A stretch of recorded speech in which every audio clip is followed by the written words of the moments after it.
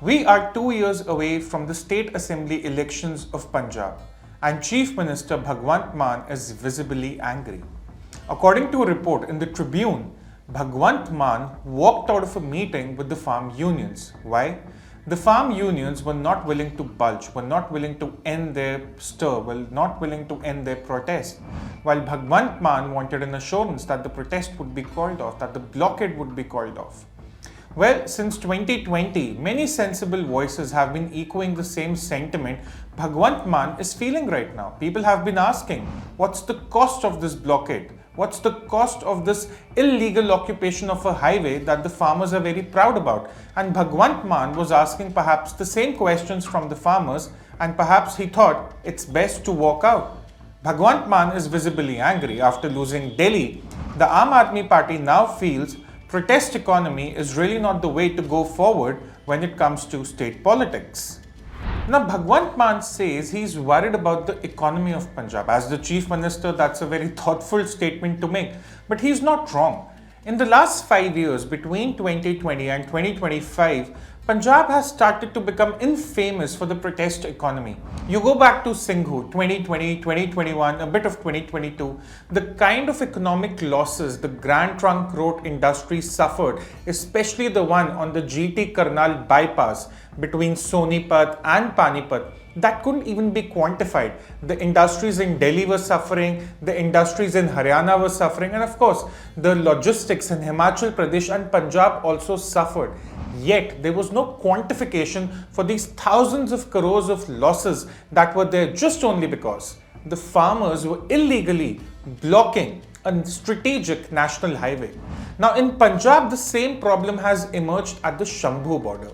Between Rajpura and Ambala, the Grand Trunk Road, which is coming from Multan to Amritsar and finally to Kolkata, it stretches from Rajpura to Ambala, and that's an important stretch. That is where the Punjab and Haryana border is, and the farmers have been occupying that stretch. Now that impacts the logistics, that impacts the state economy. The trucks that have to go through Rajpura to Punjab now have to go through Chandigarh. They have to take a detour, and that is impacting the economy, that is impacting the long-term investments in the state. And therefore, Bhagwant Mann is saying, for how long can this go on? It's been 5 years already. The protest economy is just not sustainable.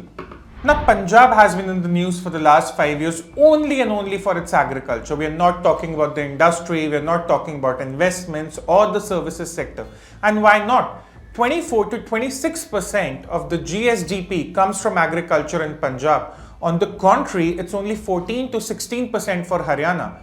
But all the noise around agriculture, Punjab's share of the national GDP is still at 2.4%, while Haryana has surged ahead with 3.6%. At one point, Haryana was trailing Punjab, but today Punjab trails Haryana. Now, there's nothing wrong with Punjab being an agrarian economy. We need the agrarian economies to flourish. But Punjab's agrarian economy is driven by the APMCs, or the Agriculture Produce Marketing Committees. These were quite in the news when the protest started in 2020-2021. In Punjab, it's only about the MSP. The APMCs deal with the farmers, there are middlemen involved, arthiyas involved. It's a system that has been going on since the 1960s. In 1960s, the Green Revolution happened, the food security was a problem. India was relying on food imports from the United States of America even. But then Punjab and Haryana, embracing the Green Revolution, embracing the high-yielding seeds, they went for crops, especially wheat and paddy, that were essential to eliminating food security problem in India. But that was 1960s, that was 1970s. Today in 2025, Punjab has to question again, does the APMC structure really is that important? Is it still that efficient for the farmers? Do the farmers need to now think beyond wheat and paddy? And this is where Punjab's agrarian economy is sort of taking down the entire state, if I may put it that way. A contribution of just 2.4% to the national GDP for a state that is also hailed as the breadbasket of India is rather underwhelming. Now, if I compare Punjab to Haryana, to Bihar, to Uttar Pradesh, to West Bengal, Rajasthan, now all these states also are an agrarian economy, but partially. You look at Punjab, the share has gone from 30% in 2011-2012 to 27% in 22-23.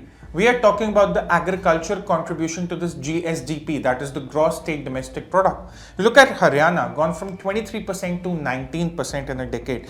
Bihar, 24%. Uttar Pradesh has come down to 24%. You look at West Bengal, 19%. Kerala, 15%. And Rajasthan, because of its climate, because of the entire desert economy, that's still at 28%. But Punjab at 25%, one would expect the exports are too high. But if you compare the numbers for 2021, 2022, Punjab's agri-exports were less than $1 billion at $978 million for 2021, 2022.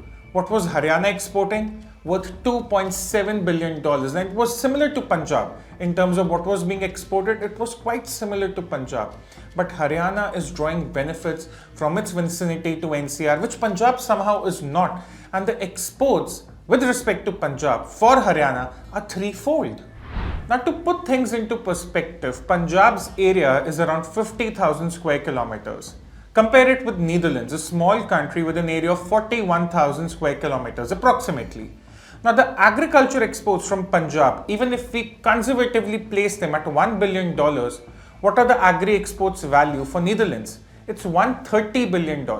So somewhere something is very wrong with how Punjab, the state government, the people, the farming economy views the agrarian economy. How can Netherlands with 40,000 square kilometer of area, 20% less than that of Punjab, get exports worth $130 billion annually while Punjab even can't touch the 1 billion mark? These are questions that need to be asked. Can we compare Punjab with other smaller countries across the globe, say Switzerland, Estonia, countries we don't even hear about in the general trade narrative, and these countries are exporting far more than Punjab. And yet, we continue to believe that Punjab is the breadbasket of India. It sure is. The cultivation of wheat and paddy is surely going on. But is it in resonance with the trends, with the global trends of 2025? That's the question that must be asked. Now, a lot of people quite lazily, when they compare Punjab and Haryana, they attribute everything to Gurgaon, to Gurugram as they call it. They say it's the services industry that's taking Haryana forward, from fiscal deficit to GST to revenue deficit to anything. Everything about Haryana is attributed to Gurugram. We've looked at the agriculture exports. Now, Gurgaon is not exactly known for agriculture, yet Haryana's agri exports are threefold compared to Punjab. But this is not about Gurugram alone. Even Punjab tried setting up an IT industry. It was in Mohali, right next to Chandigarh, where they wanted to set up something very, very similar to Gurugram. But that never took off. It was 2014 when I used to work in that very city, that IT city. And the sentiment was there, that intent was there, but it never took off. Not at the speed of Gurgaon, not at the scale of Gurgaon. So to say that, oh, it's only about services that's pushing Haryana ahead is also incorrect. If we talk about the political divergence, let's talk about Punjab first. Aam Aadmi Party and Congress. Now, Congress took over Punjab in 2017. Akalis were ruling the state until then for a decade, with the BJP playing a second fiddle. But it was the Akalis who were largely in control. Congress took over in 2017. The Aam Aadmi Party became the primary opposition party in the state. 2022, the Aam Aadmi Party took over. Now, the accusation from Congress and Aam Aadmi Party was that the Akalis have not done enough to put Punjab on the global map. They have not done enough to put Punjab's industry forward, to put Punjab's economy forward, to help people over there get good jobs, garner, more opportunities. What has happened since 2017? If you look at the Congress's trajectory, Captain Amrinder Singh's tenure was more of a confused term. Of course, there was the COVID problem. Half of it was wrecked by COVID pandemic, but then even Amrinder Singh wasn't sure of his policies. While Amrinder Singh wasn't sure of his policies, the Congress was not sure about Amrinder Singh. They were oscillating between Navjot Singh Sidhu and Amrinder Singh, then Charanjit Singh Channi and Navjot Singh Sidhu. So all this really took a toll on the politics of the state, on the policy of the state. You look at 2022, Aam Aadmi Party came with a thumping majority, a thunderous mandate. But were they equipped to deal with the problems of Punjab? Absolutely not. Their first idea was to go to the center for a generous grant. While that did not work out, they wanted to find other ways to curb the debt in the state. That really did not work out. But if you look at the per capita income, That's one way to look at the comparison, the divergence between Punjab and Haryana. If I go back to FY14, that divergence in per capita income, the difference in per capita income between Punjab and Haryana was rupees 30,000, just rupees 30,000. By FY18, this difference extended to rupees 60,000. And by FY24, the difference is rupees 130,000. So what was 30,000 just 10 years ago, the difference of per capita income between Punjab and Haryana is today rupees 130,000. Now all of it cannot be about Gurgaon, all of it cannot be about the services industry. Somewhere the farmers of Punjab are falling behind the farmers of Haryana as well, and that's showing up on the per capita income graphs. Now if I talk about the gross state domestic product, the difference between Punjab and Haryana, with Punjab trailing, was 0.6 lakh crore in FY14. That increased to 1.78 lakh crore by FY18. But by FY24, the difference in the gross state domestic product between Punjab and Haryana was 3.6 lakh crore. Haryana today is 3.6 lakh crore ahead of Punjab with similar area, similar agricultural practices, similar climate, similar geography, similar vicinity to NCR. But yet Haryana is marching ahead. What has wrecked Punjab's economy is again a question that we all must ask. This is not about rhetorics. This is about hardcore numbers. How is that per capita income, which was 30,000 10 years ago, the difference was 30,000 rupees becomes 130,000. How is it that the GSDP gap, which was 0.6 lakh crore rupees 10 years ago, becomes 3.6 lakh crore in FY24? Now, I don't want to restrict myself to a limited number of economic parameters while analyzing Punjab's economy. Let's look at their budget breakup as well. If you look at the budget breakup, the budget estimates for 2024-25 for Punjab, 15% of their budget is going to just power subsidy. Another 15% is going for pensions and retirement benefits. 26% of the budget revenue is for salaries, it's for wages. 18% is for interest payments, 5%, merely 5% is for capital expenditure, and 17% is for other revenue expenditure.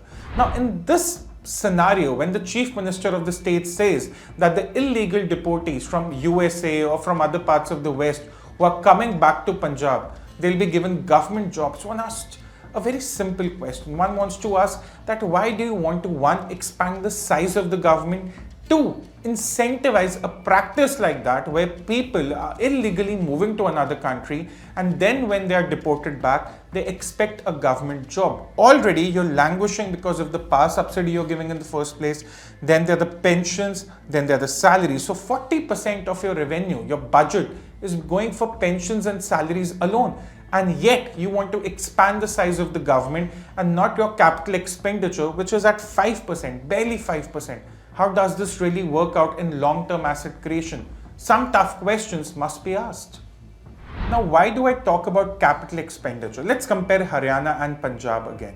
If I talk about Haryana, in 2017-18, their capital expenditure was at 16% of their total expenditure. For the same financial year, it was merely 2.3% for Punjab at rupees 2,300 crore. For Haryana, in the same year, it was in excess of rupees 14,000 crore. Look at the divergence here. Now, capital expenditure is all about long-term asset creation. You're talking about creating infrastructure, you're creating logistics space. All that benefits the farmers, the local economy in the long run. Come to FY24. The expenditure for Haryana, for capital expenditure, is in excess of rupees 21,000 crore. That's what the estimates tell us. For Punjab, it's less than 7,500 crore rupees. For Haryana, it's 15% of their total expenditure, while for Punjab, it's just 5% of their total expenditure. Now, Haryana and Punjab are not very different. Both states get the benefit of the Grand Trunk Road. Both states will get the benefit of the dedicated freight corridor. In fact, one section of the dedicated freight corridor starts from Punjab. But somehow, the protest economy in Punjab, which Bhagwant Mann is now sounding worried about, that has disrupted the scale of long-term asset creation. There's a report in July 2024 where the Union Ministry for Road Transports and Highways was sounding worried about the projects in Punjab because the Delhi-Amritsar-Katra highway, for instance, that has been put into jeopardy by the protesting farmers. So the Punjab local government, the local authorities, starting with the Aam Aadmi Party as well, they need to understand that if you're not going to spend much on capital expenditure as the state government, there's going to be problem. But do not amplify that problem by blocking the projects the central government is bringing you. Do not block the highways. For instance, the Delhi-Amritsar-Katra highway, given the kind of economy, given the kind of footfall Katra gets because of the Mata Vaishno Devi Mandir, you do not want to lose out on that opportunity. But yet, the farmers are dictating the terms to the government, it appears, and Bhagwant Mann appears to have enough of it. Now, if I talk about the fiscal deficit of Punjab for 2023-24, it was 4.12%. For Haryana, it was 2.8%. Again, it shows us that Haryana is managing its economy far more better than Punjab. If you look at the revenue deficit, 1.2% in 2023-24 for Haryana, and in the same year, 3.23% for Punjab. Two states, so much divergence. Now let's look at the debt to the GSDP ratio for Punjab. It's in excess of 45%. If you look at the weaker states like Bihar, Kerala, West Bengal, it's in the 30s%, but it's not as alarming as 45% is. Some analysts project that the irreversible decline in Punjab, if not arrested, could take the debt to GSDP ratio to more than 55% by 2027-28. Now, where does it leave the capital expenditure in the long run? The Aam Aadmi Party that came with a lot of promise, it has done absolutely nothing to reduce the size of the government. And why I talk about the size of the government? Because of the pensions, because of the salaries. It has done absolutely nothing to reduce the size of the subsidy, because again, subsidy takes up a lot of budget expenditure of the Punjab government, around 15% of it every year. What has the Aam Aadmi Party done to negotiate with the farmers? Absolutely nothing.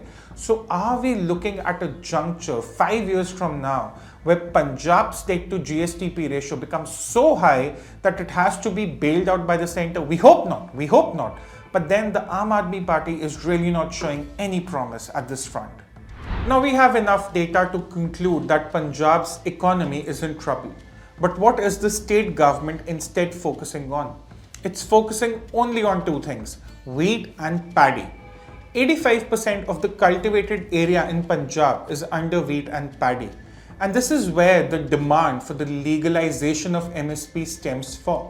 The farmers are saying that through the APMC existing structures, through the procurement by the centre, we are guaranteed an MSP by the governments, be it the state government or the centre. So we want to continue with that. So what if the system started in the 1960s or the 70s? So what if it's taking an ecological toll on our soil, on our land, on our groundwater levels? We want to continue with it. But the state government is also backing the farmers, at least until yesterday, before Bhagwant Mann lashed out at the farm unions and said, how long are you going to really protest for? But the state government, both Congress and Aam Aadmi Party, in the last 8 years are guilty of only focusing on wheat and paddy and how to maximize profits only through wheat and paddy. These are not helping on the export front. These are not helping on the ecological front. These are not even helping the farmers who are in debt, who are dependent on the middlemen. And yet, the state government is not willing to learn any lessons. The Modi government in the centre, however, understood the problem and the long-term implications of it. In February 2024, just before the Lok Sabha elections, a second wave of protests began. Farmers from Punjab were trying to march to Haryana and to Delhi, but they were stopped at the Ambala border. Their demands were the same: legalization of MSP, waiving off the loans. The government instead, in the centre, came up with an intelligent solution. The government said, why don't you diversify away from wheat and paddy to pulses to improve your income, to improve your input costs, to reduce the dependency on groundwater and the whole climate aspect there is. So we'll offer you the choice to cultivate pulses, to cultivate cotton, and we'll promise you procurement with no upper limit for the next 5 years through several government agencies at MSP. Simply put, the centre was telling the farmers of Punjab, we want you to diversify, for your own sake, and we want to give you that security net where you don't have to worry that if tomorrow I cultivate pulses, will I get the right price? Because there are government agencies that are going to procure for you irrespective of how much you cultivate. There is no upper limit, and we are going to procure from you for the next 5 years. And in an ideal world, a state government would have thought that's a good idea. That helps the income of the farmers, that helps the farmers who are dependent on the middlemen, especially in the wheat and paddy ecosystem, that helps the farmers whose costs have gone up because the groundwater levels have come down so much. They've gone down so much that the cost of extracting them is also taking an entire toll on the input costs. But what did the Aam Aadmi Party do? The Aam Aadmi Party, backing the farmers, told them to reject that offer. Now think about it. If you look at the agri imports of India, not the exports, the imports of India, pulses alone have gone from 1.9 billion in 2022-23 to 3.7 billion between April and December 24. So between April and December this year, or rather last year in 2024, India was importing 3.7 billion worth of pulses. The government was telling the farmers, we don't want to foot the bill from abroad. We want you to cultivate. We will be happy to pay you. And yet the farmers were not listening. Instead, the farmers of Punjab are availing the power subsidy, which costs the exchequer rupees 10,000 crore every year. It has cost the exchequer rupees 1.2 lakh crore in the last 27 years as per a report. The farmers are happily availing the subsidy, cultivating wheat and paddy. They do not have the groundwater to do it forever, and yet they are. Now think about this. 5 years ago, the protests started in Punjab. The rail blockade started right after the ordinance was announced by the government. In those 5 years, in the 5 years that have been squandered away by the farm unions of Punjab, had a handful of farmers started cultivating pulses, wouldn't they have seen an uptick in their incomes? Wouldn't they have seen an uptick in the groundwater levels? These are questions, these are opportunities that are now lost.